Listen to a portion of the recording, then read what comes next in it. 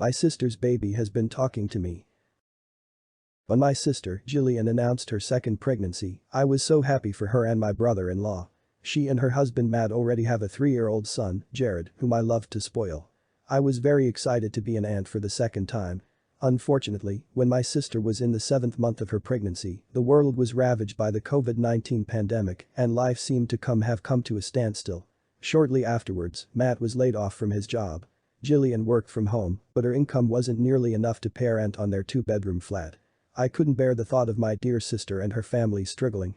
I own a 3-bedroom house and invited them to stay with me until the pandemic waned and Matt found a new job. They agreed and soon moved in with me. My sister and brother-in-law took one of the spare bedrooms, my nephew took the other one. The new baby would sleep in Jillian and Matt's room. My dog Nova, a German Shepherd Rottweiler mix, has always been very gentle with Jared. Every time he came over, they had a blast playing together, under supervision of course. I often jokingly called Jared Nova's tiny human. I was looking forward to how she would react to an even tinier human. 2 months later, Jillian gave birth to a healthy baby girl. Matt was over the moon, and Jared too seemed excited to have a little sister. I didn't go to the hospital due to COVID restrictions and instead got everything that my sister would need ready at home. As soon as their car pulled into the driveway in the early afternoon, Nova tucked her tail between her legs and whined. This was something I had never seen her do. I wanted to comfort her and take care of whatever was bothering her, but I had to go help my sister out of the car while my brother-in-law got the car seat out. Nova ran off into my bedroom and stayed there. Until we had entered the house, I hadn't gotten a good look at my niece.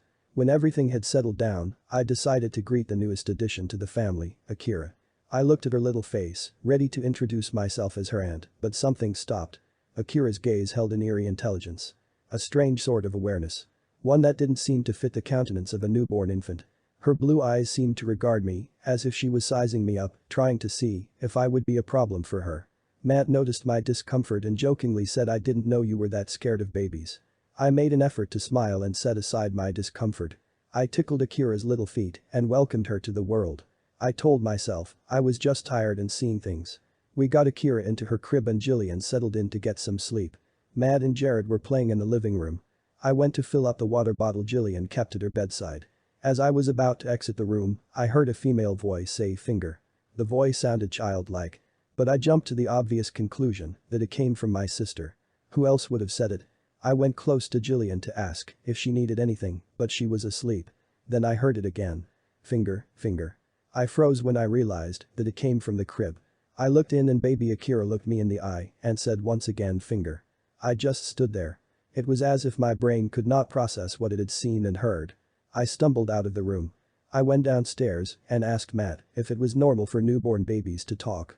He looked at me like I had 2 heads and asked what. I realized how ridiculous that question sounded and just replied, "Oh, nothing." The baby monitor hadn't been installed yet, he obviously didn't hear the baby talk. I should mention that the entire time, Nova refused to leave my room. She stayed near the bed with her ears perked up. Since the day Akira entered my home, Nova only left the room to go outside. She would do her business and then rush upstairs to the safety of my bedroom. The next morning, we were all sitting at the breakfast table. And of course the baby was there too. I was slicing us some more apples when the large butcher knife I kept in the knife case fell on my finger. Let me rephrase that. The knife seemed to jump out of the case and the sharp edge landed on my finger. It caused a long and deep cut and in seconds the cutting board and the apple slices were painted crimson. Jillian and Matt rushed to check on me. Jillian asked why on earth I would use a big-ass butcher's knife to cut apples. I wanted to tell her that this inanimate cutting instrument had pretty much attacked me, but I bit my tongue as I had started to question my own sanity. But then, as Matt was bandaging my finger, I looked at Akira. I didn't know it was possible for a baby to look evil. But that's exactly how Akira looked. And I don't mean the "fuck you I'm gonna start crying at 3 a.m. kind of evil. This was a look that said, "Bitch, I'm just getting started." For the next few days, life went on as normal. I tried to explain away the incident that had occurred just days prior. Akira hadn't really said anything. My tired brain was just playing tricks on me. The butcher's knife hadn't been properly placed in the case, so it fell on my hand. The baby hadn't given me any kind of look. It was probably just baby making a weird face. Babies make weird faces all the time. And Nova was probably just sick or something. I spoke to her vet and he agreed to let me bring her to his home for a quick checkup. As we drove to the vet's house, the old Nova seemed to have returned. She thoroughly enjoyed the drive as she always did. She looked out the window as her ears blew in the wind and pawed at my hand asking for pets. The vet examined and told me nothing seemed to be wrong. He asked about her food intake and bowel movement and told me that too didn't show signs of illness. On the drive back Nova was her playful self until we got to the front door. She seemed reluctant to go in. I had to pull her indoors by her leash. Gillian greeted me and asked if Nova was okay. I told her she was fine, even as Nova rushed upstairs. Matt was in the kitchen making dinner. Gillian and Jared were playing on the living room floor and Akira was in her bassinet, gurgling like any other baby. I felt guilty for having had those awful thoughts about her. Gillian's phone rang and she went to answer it. I decided to play with the baby. I touched her little cheek when she suddenly said chest. I withdrew my hand immediately in fear. She once again gave me that evil smile. I looked at Jared to see if he had heard it. But he seemed lost in his own make-believe world. Gillian was coming back into the living room when the chest of drawers in the hallway that was leaning against the wall fell over. From my point of view, it looked like it was pulled down by an invisible force. The chest was heavy and steady, and there was no explanation for it to just topple over like that. Thankfully it missed her, but only by a few inches. Matt ran into the hallway to check on Gillian, as did I. Even Jared was pulled out of his childish fantasy. We asked Gillian if she was okay, and Matt asked how the chest had fallen. As we picked up the chest and the items that had fallen out, Akira's chest replayed in my mind over and over again. Gillian went back to playing with Jared and Matt to the kitchen. When I looked into the bassinet again, Akira was grinning from ear to ear. The grin was one that I'm sure is impossible for a baby to produce. But there it was. I decided to take a leaf out of my dog's playbook and keep my distance from Akira. I would avoid going near her. When Matt and Gillian played with her, I would only smile from a safe distance. Or I would simply interact with Jared instead. I tried to disguise my aversion, but my sister still noticed. One evening she asked me point blank why I had been so distant from her daughter. I tried to come up with some cock and bull excuse, but she was clearly hurt by my behavior. She said, I just think you should interact with her while we're staying here. Who knows when we'll get to spend so much time together once Matt gets another job and the lockdown is lifted. I accepted defeat and promised her I would make more of an effort to spend time with Akira. I felt something rising in the pit of my stomach even as the words came out of my mouth. The next morning, after breakfast, I decided to fulfill my promise. I cooed over Akira and tickled her tiny feet even as my fingers trembled. I tried to keep a smile on my face and play the loving aunt. Gillian looked pleased at this. I was baby talking to Akira as Gillian exited the kitchen to go talk to her husband. As soon as she was out of earshot, Akira spoke. She uttered an almost adult-sounding "You think you're funny?" I recoiled. I decided to speak to this creature and ask her what the hell she wanted. Akira just smiled. That same cryptic smile. Then she blurted out screw. She said it over and over while cocking her head from side to side in a singularly unsettling fashion. I stood up and decided to go get Gillian. I had just had a dialogue with what was supposed to be a newborn baby and I needed to lie down.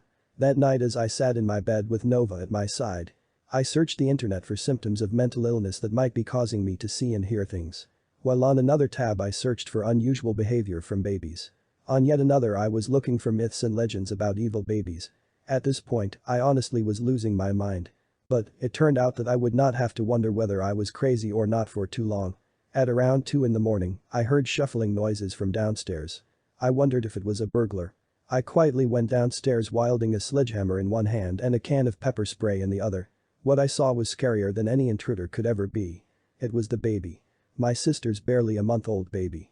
She was crawling on the wall from the living room to Gillian and Matt's room. She looked like some kind of fleshy spider. She certainly moved with the speed of one. The thing crawled back into the room without making a sound. I stood there. I couldn't feel my hands and feet and felt dizzy after what I had seen. I collapsed right there on the staircase. I sat there for a while before it struck me that I should check to see what the thing had been doing in the living room. I investigated every electrical appliance. I went into the kitchen to check for a gas leak. Everything seemed as it should be. I went back to my bedroom, but sleep was elusive. Even though my door was locked, I kept thinking I would see that thing crawling on my ceiling. I was insanely grateful to be able to cuddle with my beloved dog for comfort. The next morning, I looked like hell.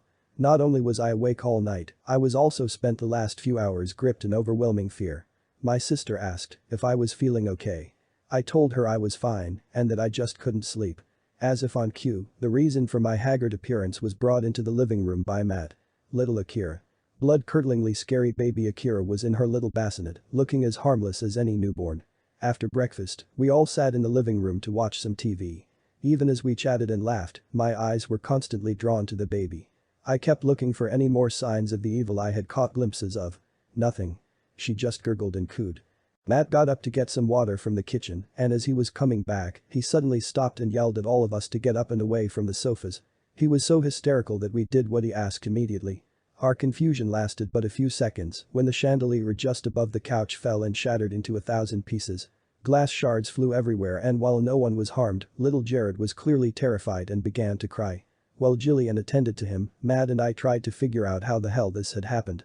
The chandelier had been there ever since I bought the house 3 years ago and never even looked like it was unstable or poorly attached. Matt told me he saw it just hanging on for dear life when he told us to get away. Then I remembered what Akira had said the day before. Screw. I remembered what I had seen last night and I put 2 and 2 together. This chandelier weighed about 50 pounds and was suspended 14 feet above the ground. If it fell on any of us, it could have done some serious, even permanent damage. I shuddered when I considered that it could have fallen on Jared. I was now well and truly terrified of what Akira was capable of doing. Later on, after everyone had calmed down and we had vacuumed the entire living room to get every tiny piece of glass off the floor, I asked Jillian if she heard any movement the previous night or if she saw something unusual. Of course she said she didn't, she was fast asleep. I don't know what I expected her to say. Matt was holding Akira, trying to get her to burp. His back was turned towards me, but Akira looked right at me. Once again she gave me that toothless grin, as if daring me to say something. To tell my sister and brother-in-law what I had seen last night. I decided to take Nova outside for her business. Though I was almost convinced that Akira was doing all of this and that what I had seen last night was real, I wasn't free from a sliver of doubt that I may have hallucinated and was mentally ill. I both hoped and feared that that was the case. Because I hated to imagine what it would mean if the other possibility was true. If Akira was some kind of being. What it would mean for my family. As Matt and I made dinner and Jillian did the dishes, the baby was on the kitchen table in her bassinet. We suddenly heard Jared scream from his bedroom. He was jumping on the bed, and just beneath the cover was broken glass. The same broken glass that we had thrown in the trash that very morning. It had pierced his skin and pieces were lodged in his flesh. What is happening in this house? Jillian yelled at no one in particular. She and Matt wondered out loud, how the hell had the glass gotten there? They asked Jared if he did it and he said no, through sobs. Matt went into the kitchen to get his cell phone. He came back into the bedroom and asked if anyone had moved the baby. Jillian and I exchanged looks and said no. Matt said the baby wasn't in her bassinet. Jillian rushed to their bedroom, I suppose to check in the crib if the baby had somehow gotten in there by herself. Unbeknownst to them, that was certainly a possibility. I stayed with Jared and tried to comfort him while trying to get the glass pieces out of his feet. A few minutes later, Jillian and Matt re-entered the room and asked if I had opened the kitchen window. I told them I hadn't. Jillian called 911 as Matt ran outside. She told the dispatcher that someone had broken into the house and stolen her baby. She finished the call and asked me, in a state of hysteria, if I was sure I hadn't opened the window. I once again told her I hadn't. She broke down and started crying. She wondered out loud what was happening to her family. I didn't know if I should comfort my sister or her son, who was still crying. Matt came back in, out of breath, and said he hadn't found anything. Of course he hadn't. That thing moved fast. I had seen it with my own eyes. The cops questioned all 3 of us. They said something along the lines of how the abductor couldn't have gone far, but I blocked it all out. All I could think was that now that thing was out there. It was in the form of the most harmless thing in the world and could use that to its advantage. It's been a week since the incident. Matt and Jillian have been alternating between blaming and comforting each other. Jared spends most of his time with me. I've been keeping a keen eye on the local news. There has been a marked increase in people dying in house fires and freak accidents in the city. Anytime I read about them, I can't help but wonder if the last thing those people saw was a tiny baby crawling all over their walls. To all those who are reading this, if you see a baby that looks a bit too aware, if it smiles in a way that babies just shouldn't, run. If you don't have the heart to kill it, just get the hell away from it. You don't know what it's capable of. And to be honest, neither do I.